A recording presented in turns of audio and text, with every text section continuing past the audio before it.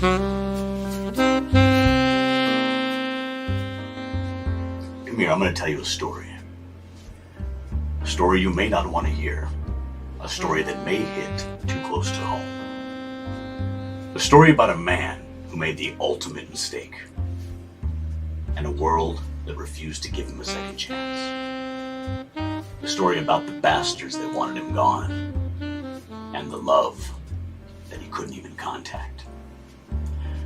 A story about the lengths a man will go to get back to the home he was forced to abandon. I want to tell you this story because you need to hear it. Because there's always a way back. But if you think it's going to be easy, you're wrong. And if you think you're ready for this story, you're not. Coming back is going to take everything that you don't want to give. And it's going to leave behind a trail of blood and bone. This is the story of the buckler.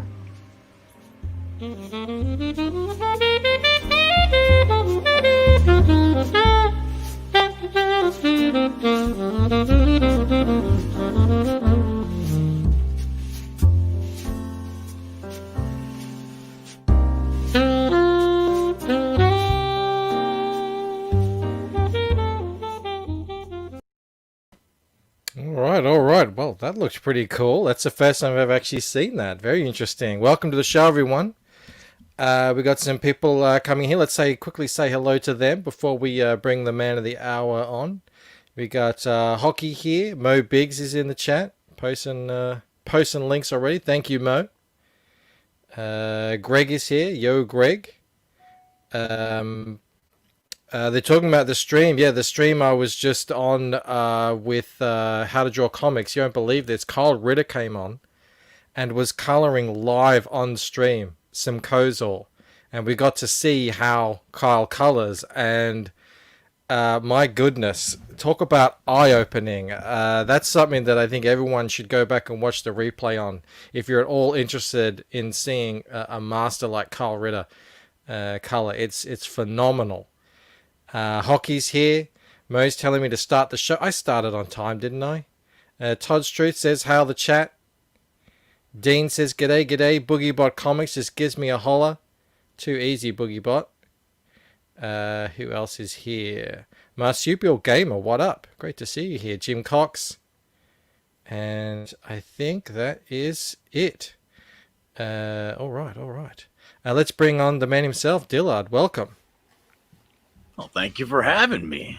Yeah, no, it's great you're welcome. to be here. Is that a bird up behind you? Yeah, it's a raven. Oh my God, is that a real raven?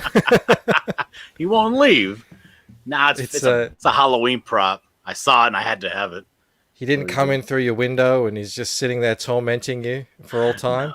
No. No, I was when I first kind of started hanging out in CG, we all started a club called the Cult of Raven. And nice. I'm one of the founding members, so I got to represent. Oh, great. There's Marsupial Gamer saying, hail Raven. Hail Raven. And Greg is pointing out, no, the show just started. And speaking of starting, hello, Joe. What do you got there for us today? CG is a hat group. CG is a hat group indeed, except I'm not wearing a hat. That's a fancy-ass hat. I know. That's the hat that's... people have threatened Joe's life over that hat. I can see why. They want it bad. I look at your... you got like a very fancy beret on, very artistic. Oh, I'm an artistic guy. I'm super fancy. I can tell. I mean, you come on show, you got prop ravens and your artwork in the background, you know. I know. I had to actually start taking stuff down because I have to put it away because it's already been accounted for in the campaign. Had to start packaging stuff up already. Amaron says Space Age. Yeah, the glasses as well. Pull it off for you. And Greg says, "Damn it, I'm here for the racism and sexism." I feel like I should be able to just reach out anywhere and grab a hat, but they're all out of reach. So I'm going to go hatless today. You guys are going to have to pull weight for me. I can lean closer if that helps. No, that's all right. Yeah. Well framed within the screen there. Hello, Blue. Hello. Hello. Going with the drop bear today. Yep. I've got that 10 seconds of show I just missed, so I have no idea what was just said. When I have to mute you guys on YouTube and open up StreamYard. So, hi. Hello. Well, we were just shooting shit, talking about hats, being a hat group and all. Greg was concerned that there wasn't enough racism, sexism going on in here, but it is what it is. Dillard with his BlackBerry beret. Yeah, he's looking like a revolutionary or something. Well, that's what I am.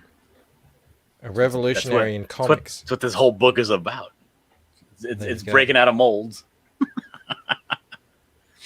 When we get someone new on the show, Dillard, before we jump into the book, we like to kind of do a bit of poking and prodding, a bit of a get to know you kind of segment.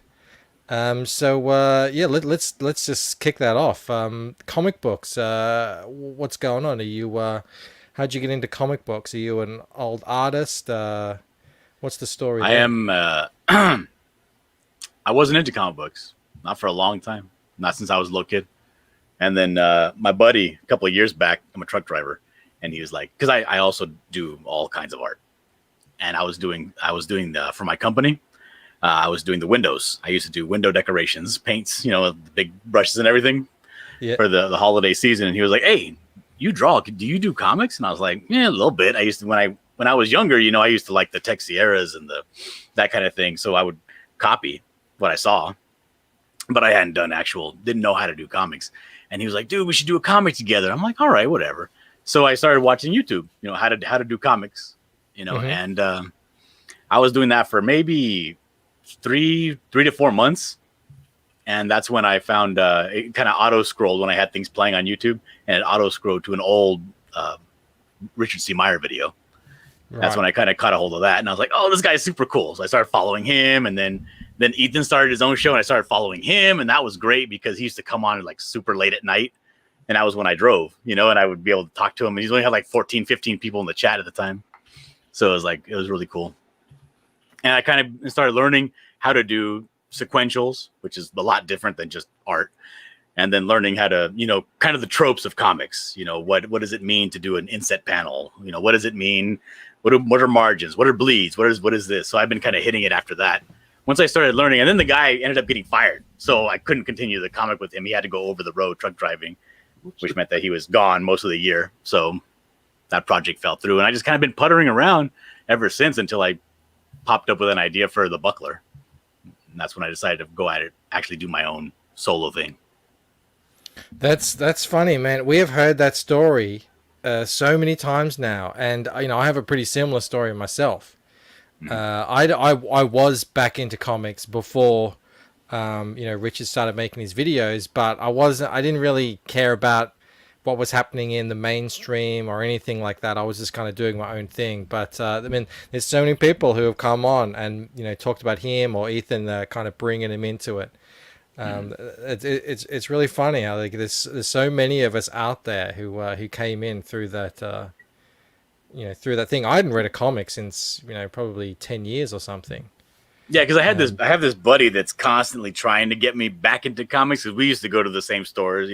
We lived close to each other, and we used to go to the same comic book store together all the time. And he, like, ever since then, and I'm 36, he's 37, and every year, at least once a year, he'll send me comics and be like, "You need to check this out, and if you like it," and he'll send me texts, check this out. And I never paid attention. He'd send me Jaguar God or the old Darkest Night series. He'll just send me comics, and I'll be like, "I'm not that interested." You know what I mean? But it took actually having to try to do one for this dude to actually get me into it and get me excited about the prospect of creating something, because I like storytelling. You know what I mean?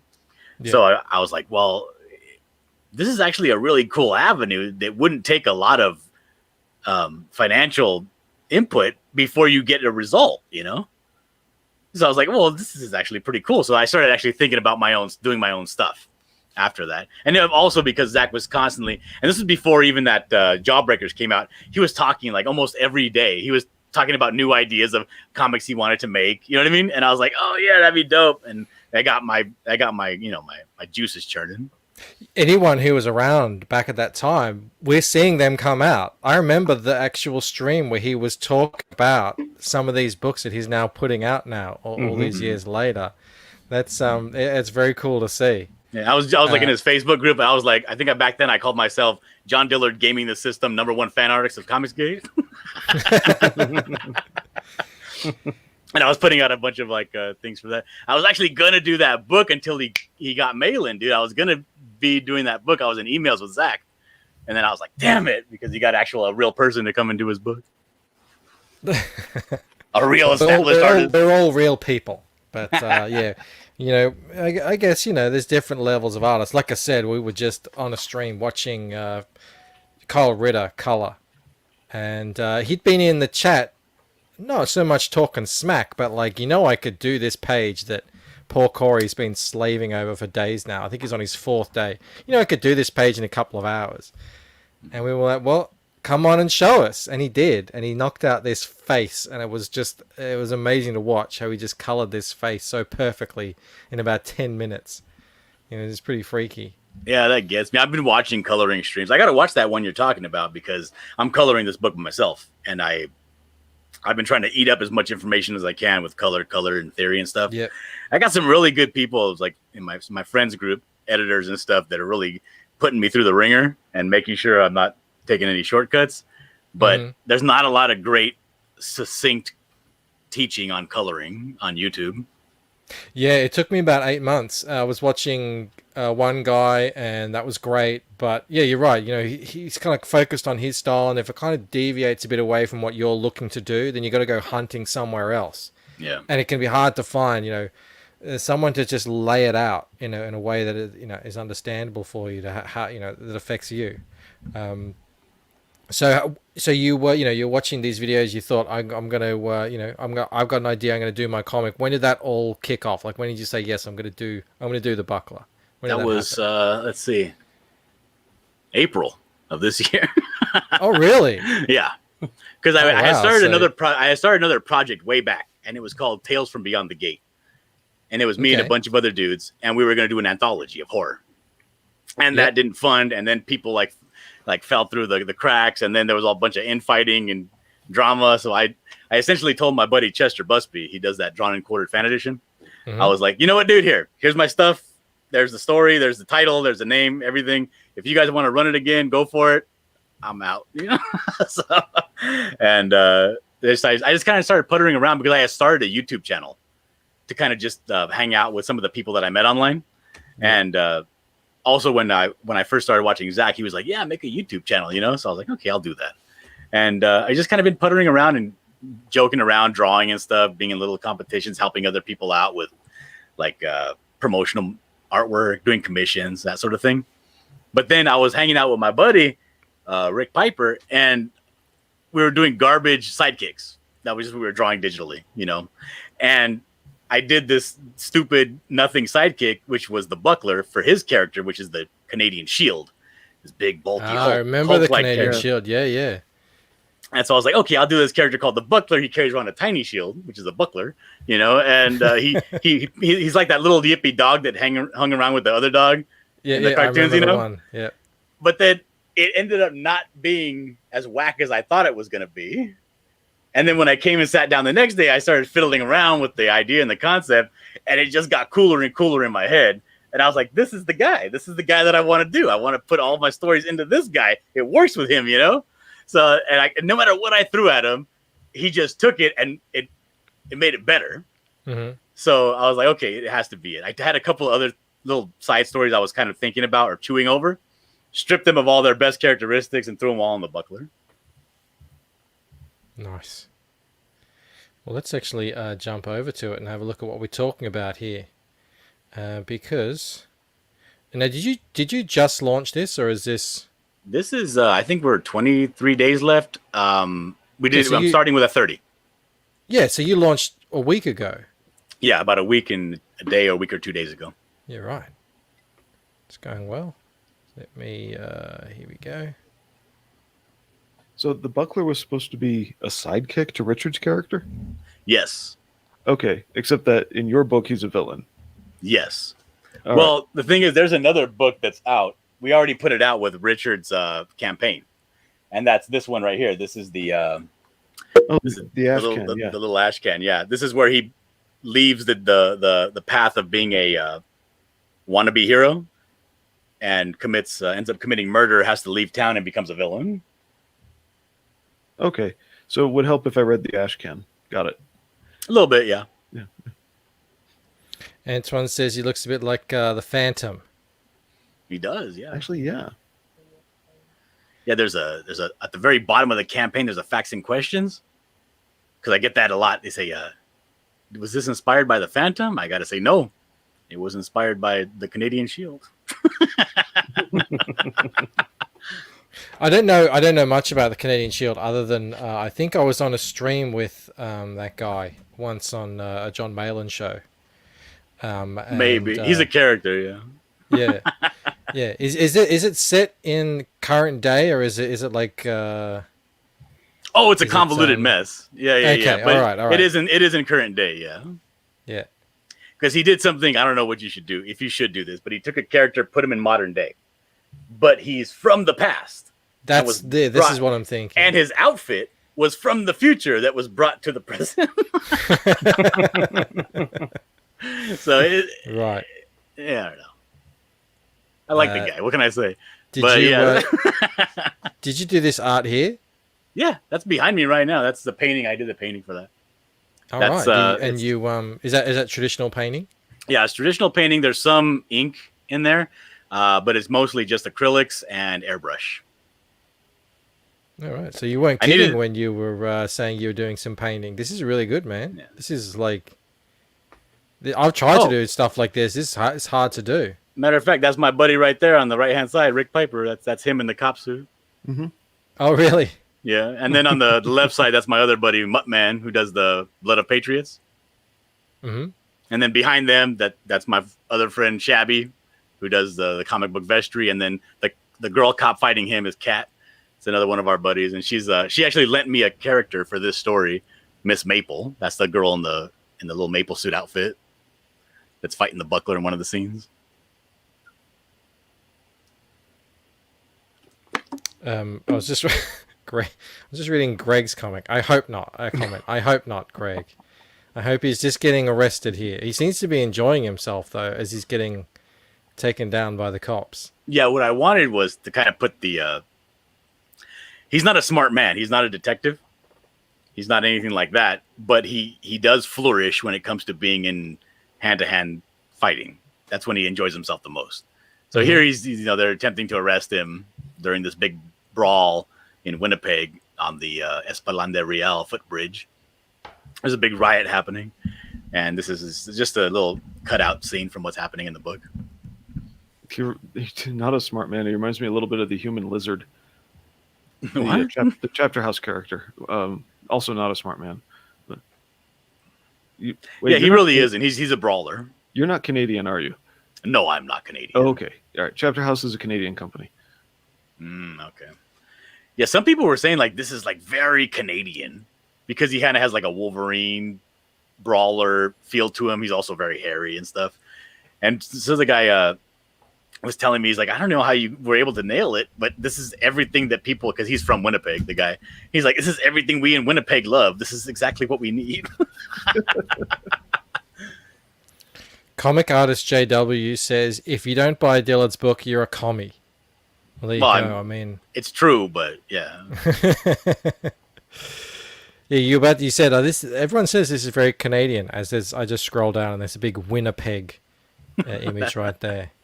Yeah, you zoom in a bit. It's his hometown. So you do all the art for this? You're the inker and colorist? Yes. Very cool.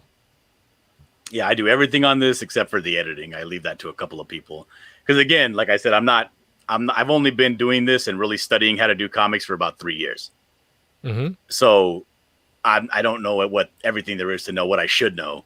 So I rely on a couple of people that have really like their life is comics to kind of guide me in what I should be doing. And I got this idea for this for this glass from Trailer Park Boys. because apparently there's a company I in love Trailer Canada. Park Boys. Yeah, there's a company in Canada, a mustard company, that put out promotional like glasses, like fancy glasses that had poker suits Yep. on their glasses, and apparently they're famous. Like, you can't find these things for less than $100 for a set of these 4 little cheap glasses. You can find individual ones for like $10, but if you want a set, it's going to be like $150-$200. And in that show, Trailer Park Boys, one of the guys is constantly drinking, whiskey out of these mustard glasses. I see some of your It's a artwork cool here. image. Is it in grayscale and then also in color? How are you doing that grayscale? Do you work in grayscale and then color it, or this looks like it's almost got the color yanked out of it as well? Yeah, that's what I did for that one. For that one, the electrical one, yeah, that has the color yanked out of it. Okay. Just to show. Okay, so here's what we're talking about here. Yeah, kill the chrominance, just leave the luminance. Because a lot of that stuff I do kind of shortcut wise. Because there's 11 pages that I'm doing traditional. Most of this book, because the book's 50 pages, most of it, 39 pages is all digital. But there's 10 or 11 pages in particular that are really cool in the script that I wanted to make sure I pull those out because they're going to be splash pages. And so I wanted to make them available as tiers to get physical artwork. So this is one of the physical pages. So I wanted to make sure to. But the thing is, I scanned it in, but I left a lot of that stuff blank. When you want to fill in blacks and you're coloring it yourself, I just put X marks through it, so I can fill it in later in color. So the black and white didn't look 100% crisp because I didn't fill in the blacks, which I've done it now. I did it later, but it didn't look cool enough to present as like an image. So I just yanked the color from the final colored piece. Oh, okay.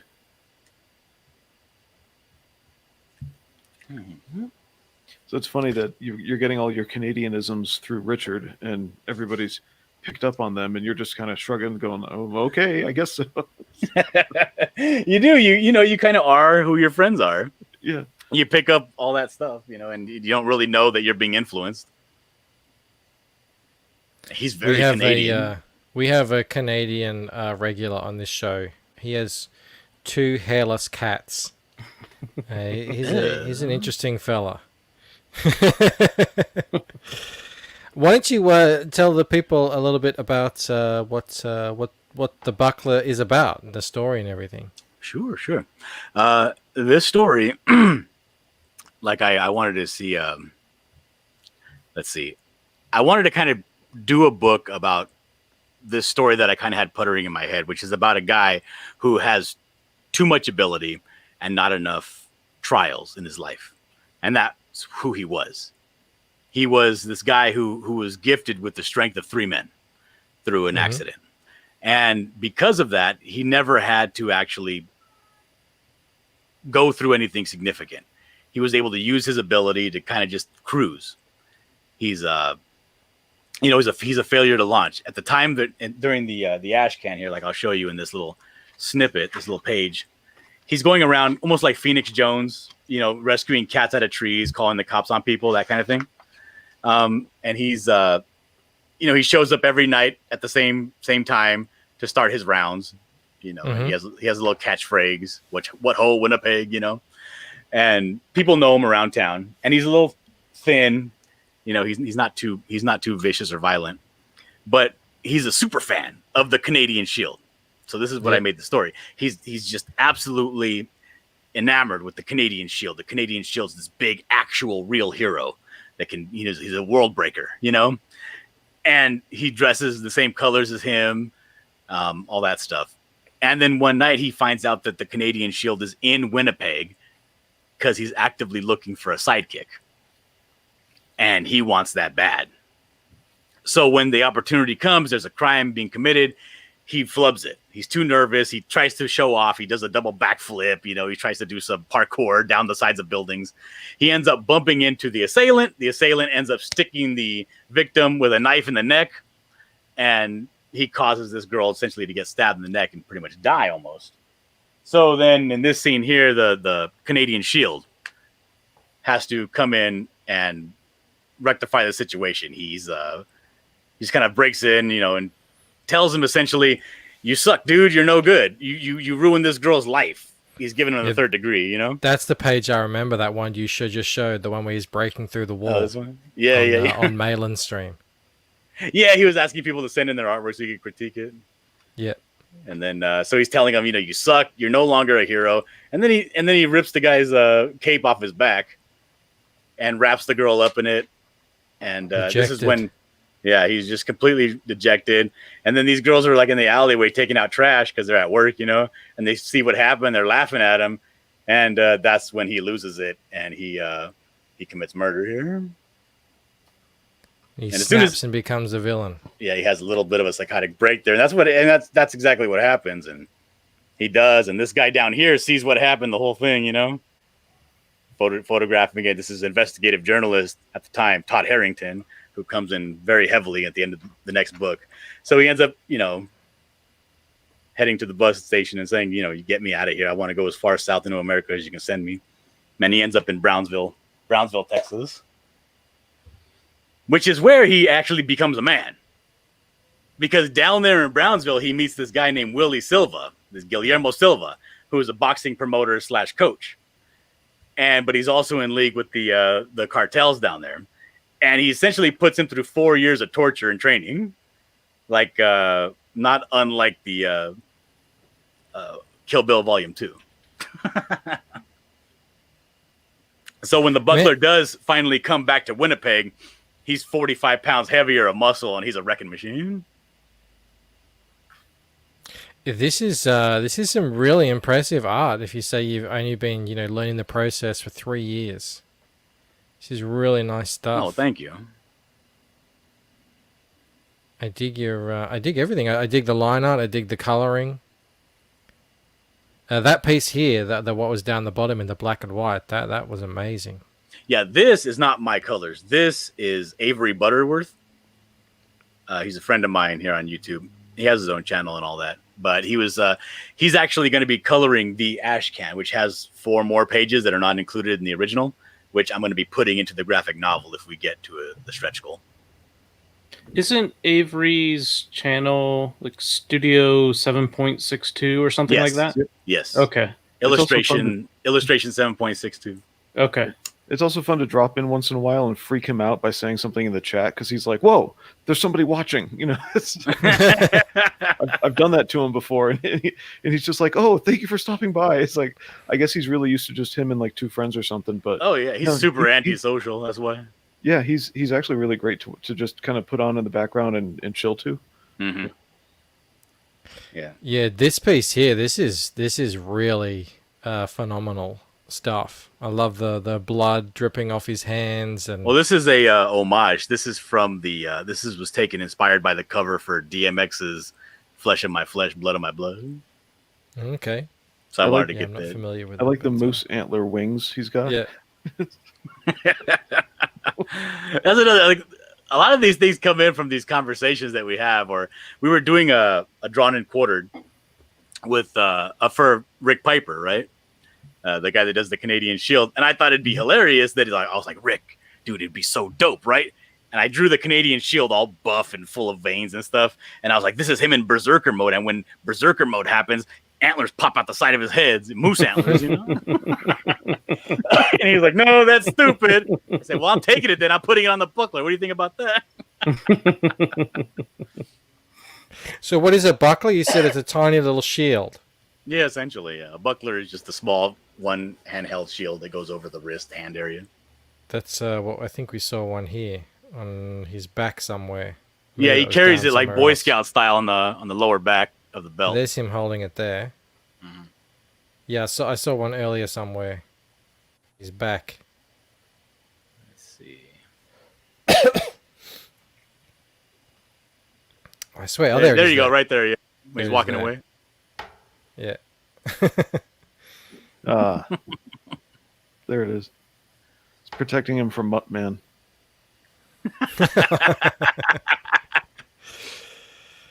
But the thing is, he doesn't need the shield. He's powerful enough. The thing is, he's a low-level villain even. You know, he only has the strength of 3 men. And anybody with a little bit of skill and a 308 can take this dude out from a window, you know? Yeah. But that's one of the other reasons why it needs to be set in Canada, because this is a very timid people. They're not going to try to do something like that to this guy, because he doesn't operate in the shadows. He walks around in broad daylight and just does what he wants, you know. Which is kind of like, I wanted to kind of give him that. Have you seen the movie Pain and Gain with The Rock and Mark? Mm-hmm. You remember that scene where The Rock goes into that hotel check-in area with that baseball bat and he's all strung out on dope? Oh. And he starts wrecking the cash register with the baseball bat. And you know, The Rock's like 6'6", 300 pounds of beefcake. Like, what do you do when somebody comes in and is in your little personal booth space, wrecking the whole place, and just 300 pounds of humanity you can't do anything against? You know, you don't got no gun. You got your pencil and paper. That's all you got. So that's kind of how people feel around the Buckler. He's just too much to handle. He's a big dude on his own. He's like 6'6", you know, and not only that, but now he has the muscle to back it up, and also the, you know, meta strength of 3 men. So you can't really do anything if he's all up in your face. So, and that's the whole issue with the book. I wanted to make it's him. The story is about him. It's not about any kind of world-ending scenario. The story is about whether or not he can control himself, because he's his own biggest problem. When he committed those murders, he has a wife and a 1-year-old daughter at home. You know, he had to leave them, abandon them for 4 years. He's come back now. She's 5 years old. He's only met her when she was a baby. He don't know. He doesn't know anything about her. And he wants to get his life back. He wants to get back to where he started from. But he doesn't want to leave the new life that he's found, that power, that realization that comes with, if I want something, I can take it by force.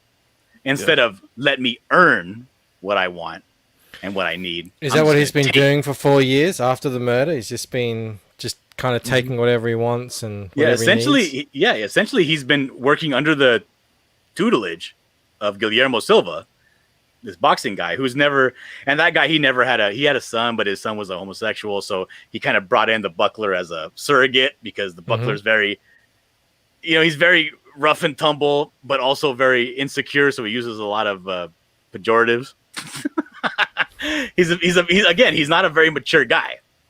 You know, he's the kind of guy that will, in essence, turn around and flick you in the nuts if you're talking shit, you know? Yeah. Which happens in the book. But, you know, he's that kind of guy. He's very immature. So when he does, and he does work with this guy and do jobs for him as the, you know, as almost like muscle for the cartel. So he's been doing that. He's been living that life for quite a while and has become very successful at it. And now he's decided, I'm going to return to Winnipeg to take what I think is mine, because I'm ready now. But is he ready? Is he going to go back, and is he going to claim what he wants? And is he going to get what he wants? He may get what he wants, but in order to get what his family back and what he needs, he may have to make other choices. So this book explores that avenue. I know this is completely off topic as a parallel, but it actually reminds me of Ian Curtis. If you know who that is. I do not. Who's Ian Curtis? I don't know Ian Curtis either. He's the singer from Joy Division. He wanted the rock star fantasy, but he got married very young and had a kid.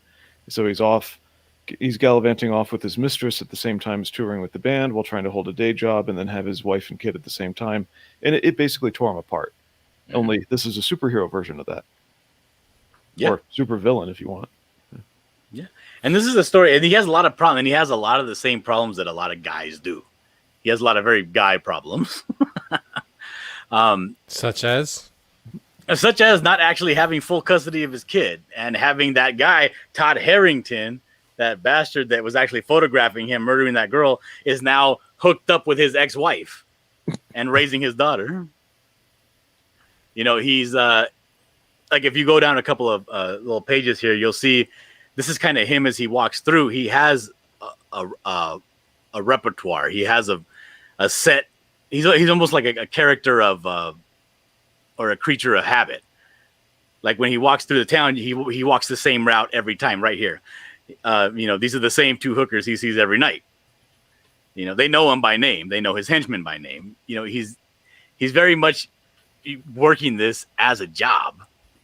You know, because that's all he knows to do. But and the thing is, in order to become more successful, he's going to have to break out of that mold. He's going to have to take some risks, take some chances, and that's something that you learn to do, to become a quote unquote adult as a man, but this is something he's already in his late 30s before he's actually starting to do this for the first time. I really dig that piece there. How are you looking to do more stories with the Buckler? Is this the first we're going to see him? We're going to see, after the Ashcan, are we going to see more of him after this? Oh yeah. Oh, this is all I got going on.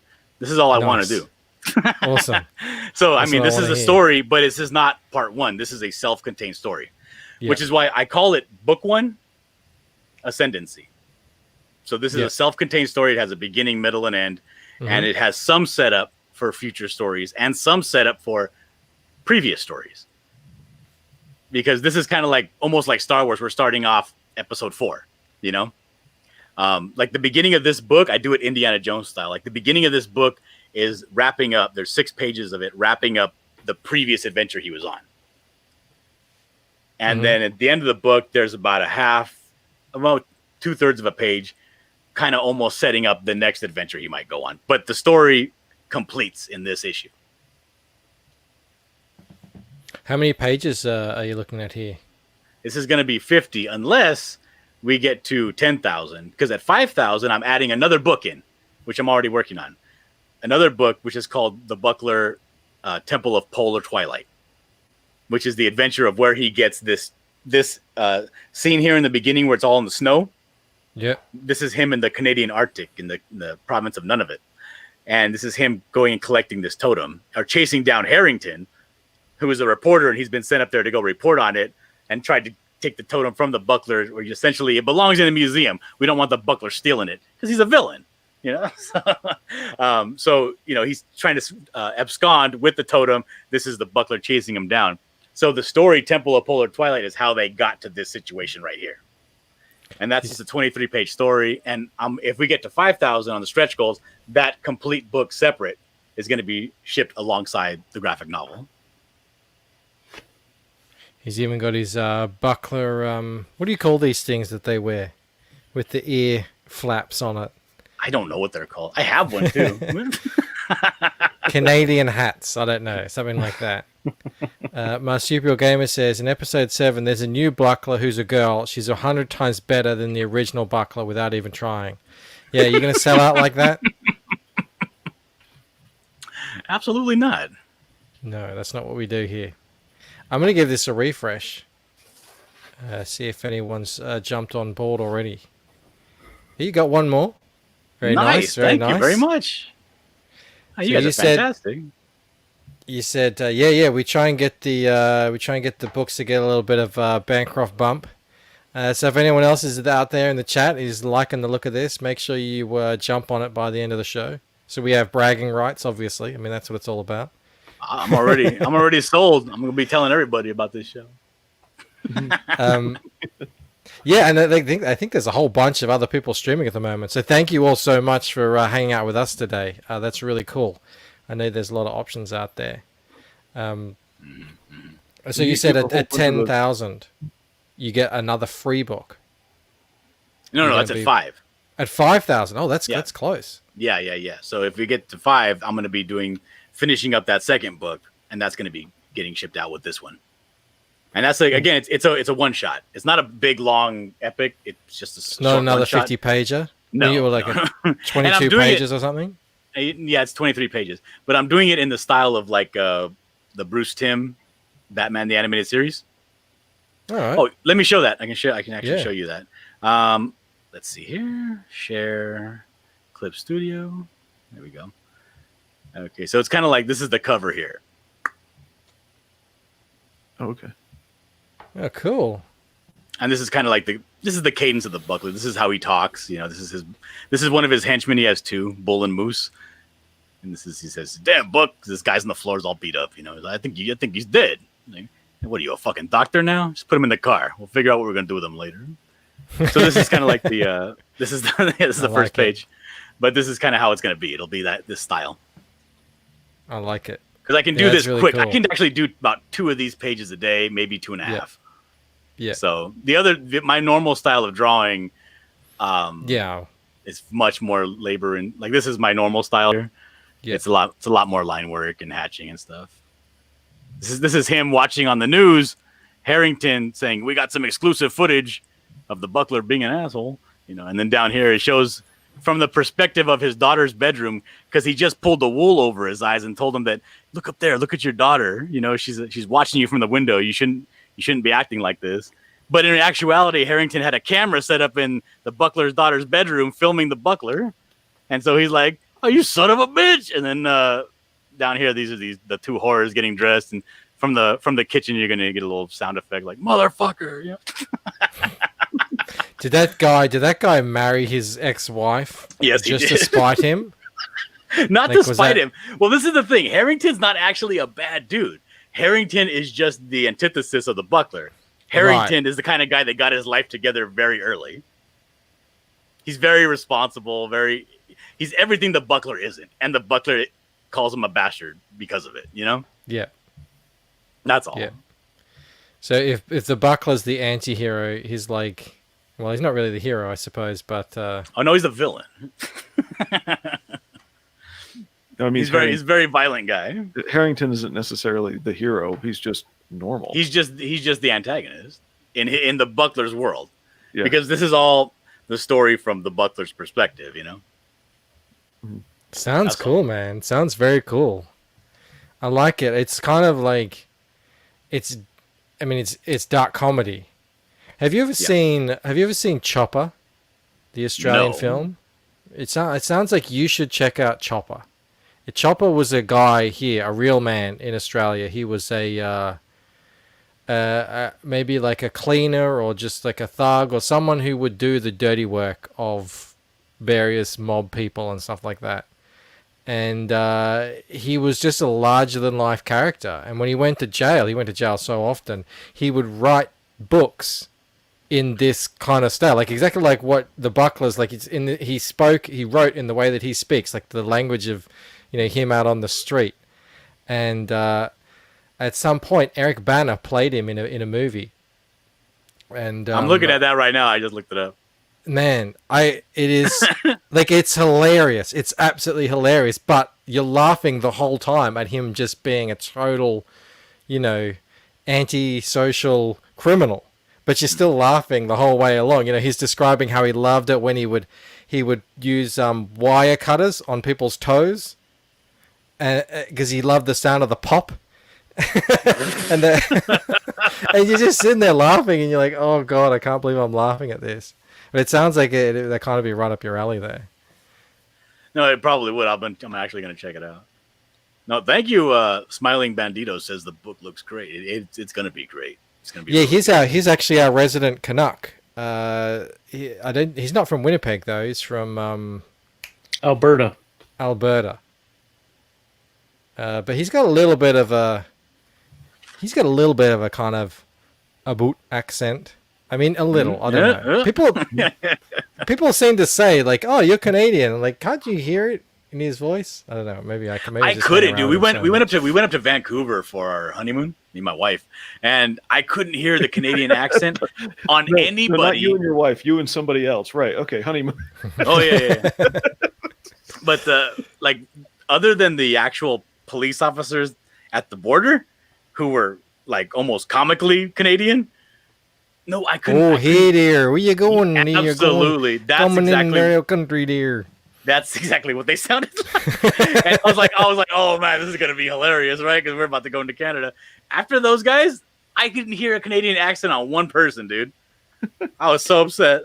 Yeah, Vancouver is like that. I've been there a couple of times, and it was the same for us. Hockey agrees Chopper is a good movie, and William C. says, well, sociopaths laugh at that stuff. Man, I had met my wife about, I don't know, a week earlier, and we were just talking about, because she's from France. We were in Germany, she was from France, and I was like, I want to kind of let you in on a little bit of, Australian culture. So I thought, well, I'll show you this movie, Chopper. And This is what we're all about. she did not laugh at any of the moments. I won't spoil the movie for you, but there's a moment in this movie where he's like his girlfriend doesn't want anything to do with him anymore because he's a total psychopath. Anyway, he breaks into her house. He runs up the stairs. Her and her mum run into the bathroom to hide. He breaks open the bathroom door. The mum comes out. Stop! Stop! He just headbutts her in the head, and the girlfriend's crying. And everything is. I just want to see you. Look, you've upset your mum. You made her angry. And I'm sitting there laughing, just like you guys, at this guy headbutting his ex-girlfriend's mother, and my wife was just sitting there like going, "What the hell is happening here?" I don't know. It's kind of as you got to be there in the moment, sort of. No, I mean I get it because that's what this character's kind of it's kind of all about. Like I was talking to one of my editors. I was talking to one of my editors, and he was like, this book. This next book we're working on needs to be essentially, because it's going to be Harrington, his buddy Marcus, who's his cameraman, and this other guy, Rick Arrow, who's like a Canadian government official, but he's also a First Nationer. It's essentially them running from the buckler who is chasing them down on this mountain, which is the archaeological site. So it's essentially a monster movie. The buckler is the monster, but the story focuses entirely on Harrington and these people running for their lives from this bad guy and trying to get away and protect this artifact. Because he doesn't care. It's more about how he affects everybody else because he's so cavalier in his attitude, and he's so immature. He just doesn't care what other people and how they get affected by the decisions he makes. You know what I mean? So that's kind of like it's a little bit of a self-insert, I gotta admit, because I did go through some of the same issues, but I gotta write what I know because I'm not a professional writer. Mm-hmm. So it did take me a while to actually become one of those people that thinks about things before I do it. So that's what I wanted to write about. You become one of those out of necessity. Yeah. Sorry if I missed it because my internet is just killing me lately. But you mentioned earlier you're working with an editor. I'm working with 4. 4. Yeah, I got one who's editing my art, just the actual, Yep. The panel flow and stuff like that. That's Todd Mulrooney. Mm-hmm. I don't know if you know him. He did the book Florida Man. Todd on a couple of times. Yeah. Yep. He's doing the editing for that. I got another artist who's editing my essentially like composition, that sort of thing. That's Malcolm Turzek. I got I know it's hard to kind of get the names because I only know them by their YouTube names. So Evan Hotep is my editor for actual story, and my other friend Marsupial Gamer, I think his name's John something, and he's right here. There you go. Yeah, there you go. He's the one that edits my grammar and stuff like that. Oh, cool. Yeah, we're big on getting people to have editors here over on this channel. Like you said, I'm in exactly the same boat as you. I started to learn this whole process about 5 years ago. Still learning. Joe here is my editor. And I'm very happy, to have him on board because I had a big. Well, I mean, anxiety. Look at all those books behind him. I know. He sold me on that. I was like, "What qualifies you to be my editor?" And he just went, "Eh, look behind me." Mo Big says Bancroft thinks he hasn't any need for an art editor, but he could clearly use a. Very funny, Mo. Well. Joe is actually editing my art. Joe, did you know that I did some coloring on stream yesterday? I did. I was lurking in the chat for most of that. Yeah. And then I thought I was going really well and really fast, and Kyle Ritter was saying, I would have flattered this in 10 minutes.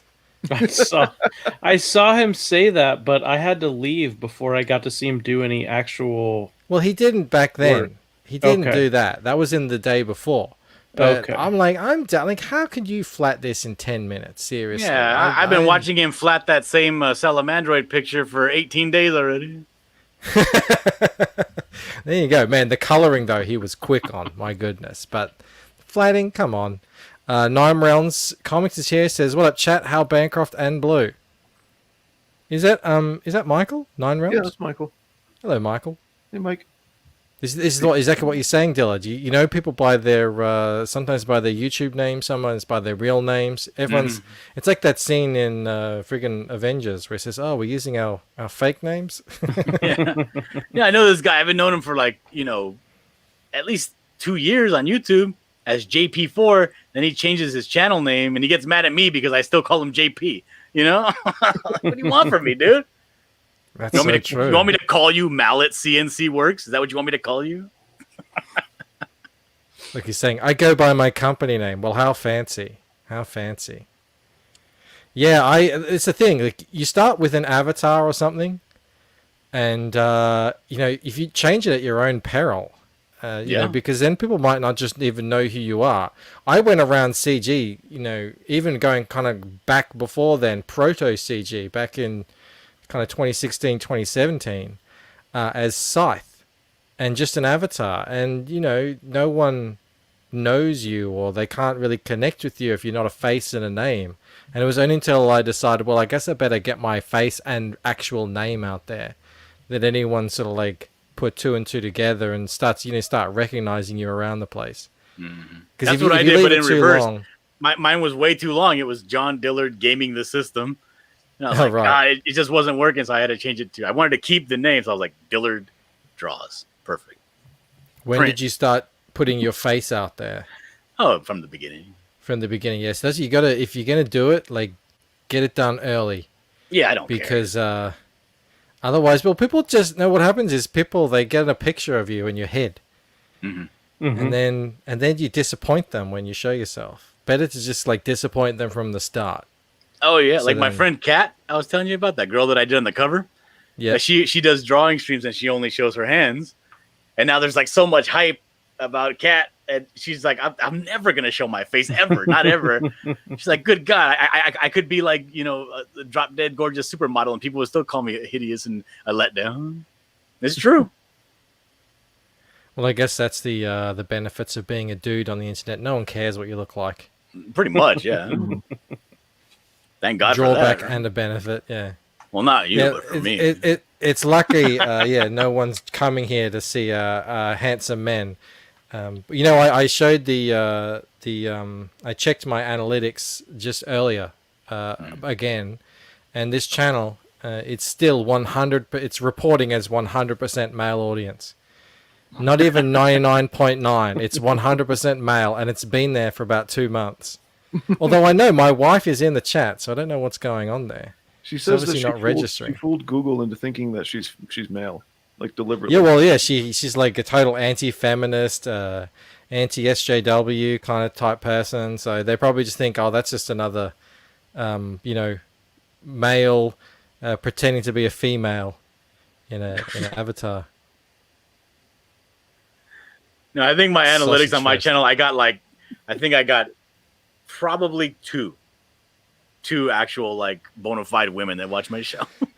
Yeah, well, I started out at like, I don't know, 94% men and 6% women. It's just been dropping and dropping. I don't know what it is. It's your two daughters, but not your wife, right? It's your toxic masculinity. Is what It must be. Shortening your name was a good idea. It's easier to make a logo out of DD than it is out of, 10 words. So. Yeah, it is. And everybody thought that I did video games. My name was Gaming the System. Which actually got me people like showing up to my channel thinking it was going to be a video game, but then they would leave me a dislike and leave. Yeah. It's not friendly. Antoine says, I don't come here for anybody's looks, but I'm not looking at no ugly dude for an hour. Lol. Yeah, that's fair enough. I draw the men in my comic handsome. Some of them anyway. I'm gonna give this a refresh because I do believe you got another backer. What? 63. Oh, You nice. are less than $50 away from $3,500. Congratulations! Thank you so much to whoever Thank you that so was. much, yeah. In the chat. Yeah, you're not gonna be disappointed. I'm putting everything. I'm putting everything in this book. I can see, yeah, the that lineup that you showed earlier. It's there's a lot of work that goes into that. Even from your pencils, you can see there's a lot of good fundamentals in the background there. I like the expressiveness on the characters' Yeah. faces. It's great. Yeah, totally. Well, thank you very much. I work very hard at that. When you said you did art and I talk a painting lot of- before, Yeah, I do a lot of that. I used to do actually for a number of years caricatures. That Right. actually So this is- actually got my my expressions, my expression work really dialed in, because it's very difficult to be sitting there with somebody that just gave you money to draw them and do it before they get bored, which is about 4 minutes. So it really forces you to dial in, focus on key features, and get those and make them as expressive as possible. But yeah, I've done that. I used to do, I would do caricatures for parties, birthday parties, events like I used to do that stuff. I also used to do what do you call it? Tattoos. I did a lot of face painting, mural work. I've done a lot of stuff. Where does comic books sit in terms of like difficulty with everything else? It's like right now in my life, it's the hardest thing.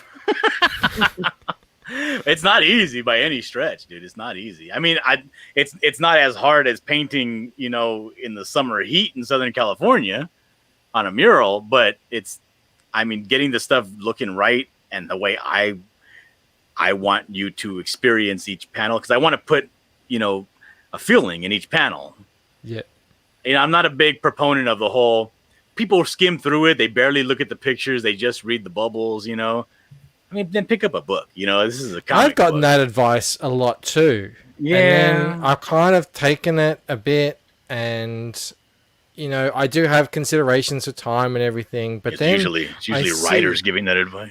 yeah, I see other people who are just really knocking it out of the park on every panel, and I don't know. I think the people around here care about that stuff, and They do. Yeah. Like I was watching. Remember the Batman metal series that came out? Yep. Like I couldn't care less. I was trying to collect them, but then I found out there was like offshoots, so I stopped. But there was one that came out that blew me away, and it was this dude. I forget his name, but he did the Murder Machine, the Batman cyborg story, and every panel of that book blew me away, dude. It was fantastic. It almost looked like he just had super tight dynamic pencils and just colored straight over them. It was that good. Like they had a picture of Batman with his cowl on, pulled back, and it just showed his back, and he was kind of leaned forward like this, but it was viewed from the back, and you could see the way it draped down his. It looked like a goddamn Renaissance painting, dude. It was beautiful. Friggin' Aaron Alfecci does that as well. It does my head in. I don't know how people do that. They just get those folds down like that. It's crazy. Was that Lee Bermejo? No, I don't. I'm not sure who it was, but I know that's not the name because I looked him up the name before. was again Batman Murder Machine, something like that. Yeah, it was the Murder Machine. It was the Batman metal story that took place in the cyborg world. Okay. I'm sorry, I don't want to put you on a tangent, but No, that's all right. Yeah, I know what you're saying. I think every time I mention, getting the book out in timely way and everything like that, people say in the chat, just, make sure it's good. Don't rush anything. I don't want to see anything rushed, So I think the people who are into crowdfunding comics, especially in CG, they don't mind waiting a little bit longer. They're kind of used to it by now. Yeah, and I'm surprised that you guys have both heard that from people, because I don't know. I had not heard that before, and as a writer and editor, I certainly would never give that sort of advice to an artist. Riccardo Federici. yes. Riccardo is the Federici, person, yes, says that's the guy Phil. that did it. Yep, that's the guy. That's the name. It's gorgeous stuff, man. Sounds like a great artist. Just the name, right? Yeah. Hey, Rick is here. Rick, my copies of your book Canadian Shield, they showed up just fine. Perfect. Oh, is that Rick? That's the Cross Comics. Yeah, That's Cross Comics? That's the guy on the Hey, cover. Rick. There you go. Did you ever imagine that this would be happening?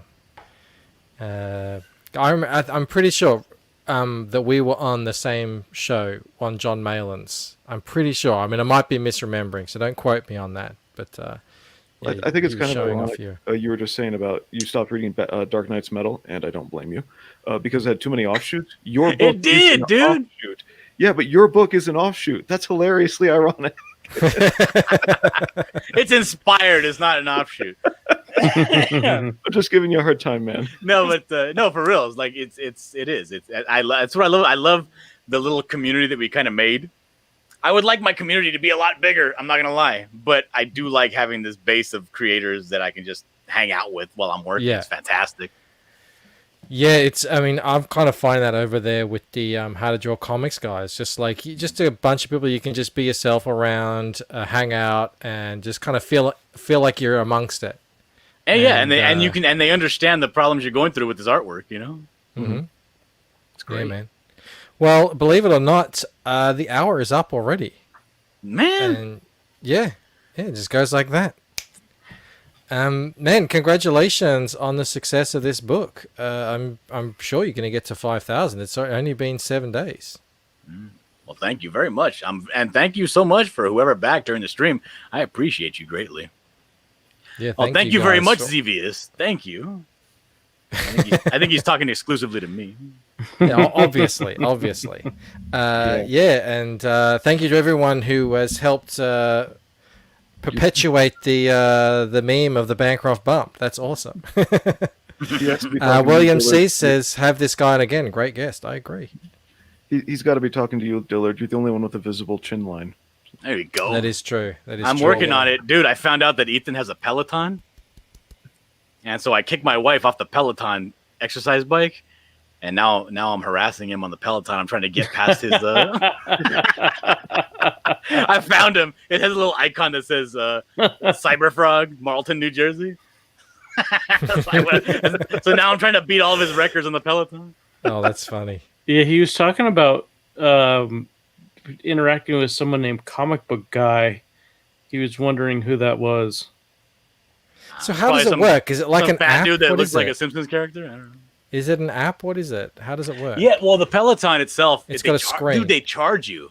Yeah, it's like it has a TV screen, pretty nice, like Yeah. a 27-inch one. And when you go on there, you can pick from classes. Yeah. It's like, spin classes. Like, all right, we're gonna be heading up a mountain now. Mhm. Dial up your resistance, that kind of thing. But it connects you with the Wi-Fi to everybody else, so you can do workouts with friends. Or you can just be working out by yourself, and if you're doing the same kind of program that somebody else is doing at the time, they might show up and give you a high five and be like, "Good job, keep going," that kind of thing. Mhm. Or they have actual scheduled classes you can join live with everybody else, and you try to keep up, that kind of thing. But it costs like $40 a month, dude. Ooh. It's outrageous. Oh, that's the scam. There you go. Mhm. You can't just ride by yourself, huh? Oh yeah, you can. They have little programs you can use where it's like, oh, let's do the 20-minute French countryside ride, and you ride through the French countryside. Does But it they have have a actual leaderboard. video and stuff? Yeah. But they have like a leaderboard or a scoreboard, like Yes. Xbox Live or something. Yes, they probably do. Definitely would. Like yeah. I was like number 2,875 out of like 7,000 people. So I was like, dude, I'm like way better than these other people. But then at the same time, most of these people that have these are not men. They're mostly women.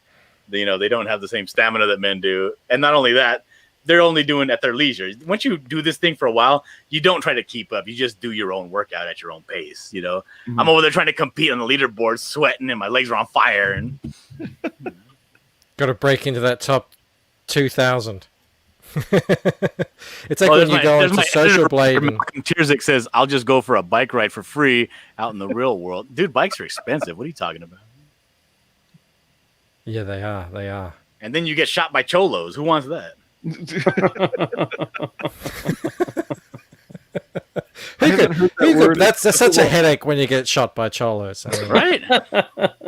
just puts a Every real damper time. on your day. Gotta go to the ER. You lose like 6 hours. Antoine says that he had the Peloton program.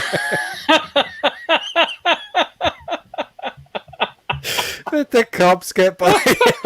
Just get you stolen.